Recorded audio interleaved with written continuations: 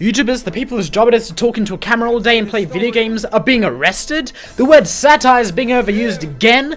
Keemstar, get this, is getting into drama. All this and more on the next episode of Retard Alert. Walk in the woods, found a dollar, found a dollar. Walked in the woods, found a dollar, found a dollar, found a dollar in the woods, found a dollar in the woods. I was in the woods, found a dollar. So the first story we have today is from Popular MMOs, the Minecraft channel famous for the epic dubstep intro.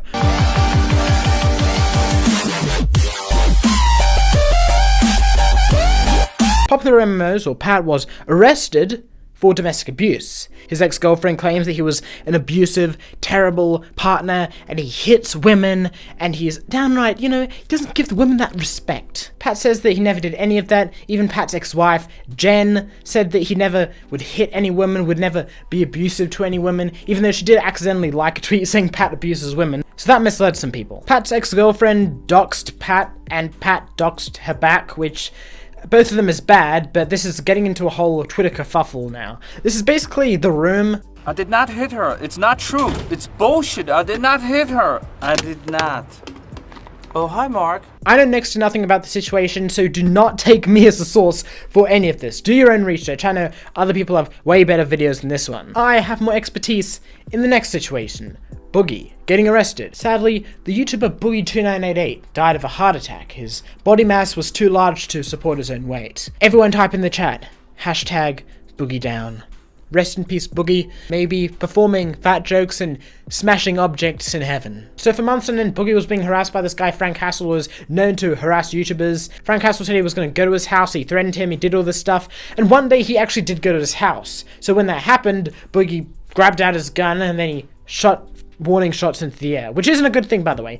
But if you're being harassed for months and I think maybe even years on end, I think that it would be an emotional reaction, but I don't know if it warrants an entire arrest. Now, Boogie said that he was working with the authorities, so he wasn't going to evade arrest, so we're not getting Boogie on the run, even though he would probably just tire out after 5 seconds and stop running. Boogie on the walk, more like. Either way, Boogie wasn't arrested, as of yet. We don't know too much about the legal situation, but either way, let's move on. Vanos Gaming was one of the largest YouTube channels back in 2013, 2014, and a lot of the members have been getting into controversy. For example, Minilad, who is a pedophile, and another one of their members, H2O Delirious, is getting into a bit of trouble. Apparently in the early 2010s, almost 10 years ago now, H2O Delirious was sexting a 17-year-old girl. He confirmed that he did sext her, but there is no way of knowing that he knew the age. And now it's starting to come out that other members of the Vanos team were putting him up to it. So Omreka, who's another person, has been starting to make accusations as well, which most people aren't believing, that they were spreading around nude photos of underage girls in the Vanos crew. Anyway, I don't know much about this situation either, so I'm going to leave it at that. Let's move on to Def Noodles, another person who likes to spread false allegations. Def Noodles is a interesting character, to say the least. He tries to be a serious journalist reporting on serious stuff, while at the same time being satire, and anything he says can be just hit with the label satire. All criticism goes away. The thing is, though, he fails at being a comedian and a journalist. He's not funny, and he's really bad at reporting the news. A perfect example of this is him messing up the James Charles allegations many times. You see, many minors who claimed James Charles knew their age when he sexted them actually didn't have any evidence. They just said that. Some were even fake. And Def Noodles reported them anyway because he doesn't look into the stories, he just reports anything that he sees because he wants to be the first one to get the story out. This has worked for Def Noodles. In the last couple months, he's gained a considerable amount of following, and also he's gained some important friends such as Ethan Healer of H3H3 Productions. Talking about Ethan, his feud with Keemstar is still ongoing after a year since the content nuke. Now H3H3 is calling Keemstar anti-Semite and racist for some jokes which he made, even though Ethan defended much worse jokes before. Anyway, with a massive hate boner H3H3 has for Keemstar, he decided to bring his friend Def Noodles into this, who started posting stuff from 2016, 2015. I'm not just talking about the Tony stuff which Ethan put in his video, the real things. I'm talking about the made up stuff from the Grade A Andre video, such as the Keemstar is a pedo, or Keemstar beats his wife, or Keemstar said I hope your mum dies of cancer.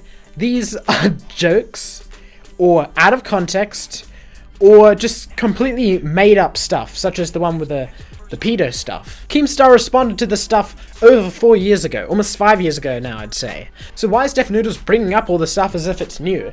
Is this like a slow news day or something? Are we gonna start exposing Syndicate for CSGO gambling again? Are we gonna bring up the Basherverse thing again? I think this is a bit old and we've gone over this stuff so many times for years that it's just pointless going over it again. Obviously, it's not doing anything to Keemstar's reputation. Keemstar can't be defeated. He's like a cockroach. You can survive any blast that you give him. Def Noodles just comes off as a little bitch, as Ethan's a little bitch actually, because he's listening to anything he says, doing whatever he says, and constantly defending him. One thing that I think is kind of funny, Def Noodles always titles his tweets like, "You wouldn't see this one coming," or "instant regret," even when it's like serious stuff like rape or murder or something like that. So I think it's kind of fun, like, instant regret, rape. It reminds me of those epic fail videos back in 2015. Epic fail, rape.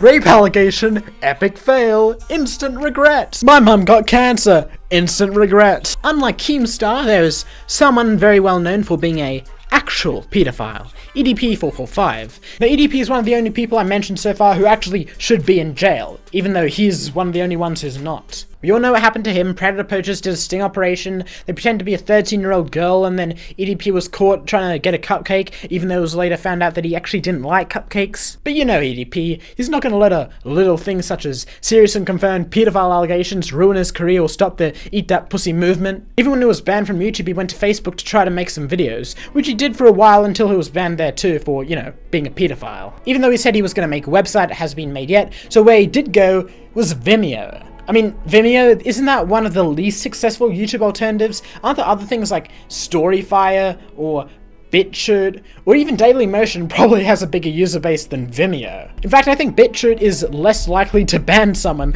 than Vimeo. I'm not sure why he would choose to go there, but I digress. So then on Vimeo, so far, he's only really posted one video, which has been slightly threatening in nature. You feel me? You feel me? You feel me? You feel me?